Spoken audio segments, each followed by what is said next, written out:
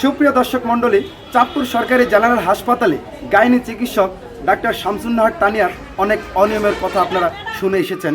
তার পাশাপাশি চাঁদপুরের বিভিন্ন প্রাইভেট হাসপাতালে তার হাতে অনেক প্রসূতি মায়ের মৃত্যু হয়েছে, এমন অনেক ঘটনার কথা আপনারা অবগত আছেন।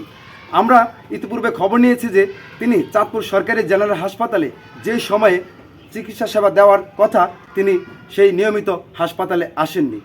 যেখানে সকাল 8টা কিংবা 9টার মধ্যে হাসপাতালের অন্যান্য চিকিৎসকরা আসেন, সে জায়গায় তিনি প্রতিদিন হাসপাতালে আসেন 11টা থেকে 11:30টার মধ্যে।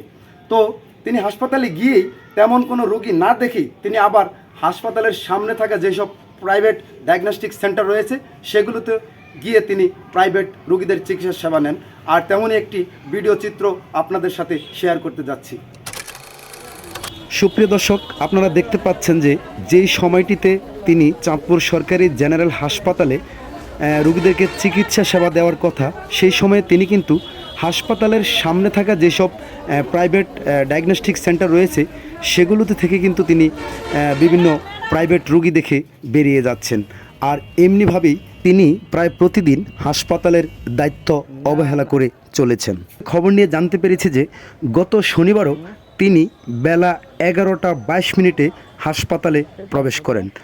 আর তার কিছুক্ষণ পরই তিনি চলে যান হাসপাতালের সামনে থাকা যেসব প্রাইভেট ডায়াগনস্টিক সেন্টার রয়েছে সেগুলোতে। সকাল 8টা থেকে 2:30 বহির্বিভাগের সময়।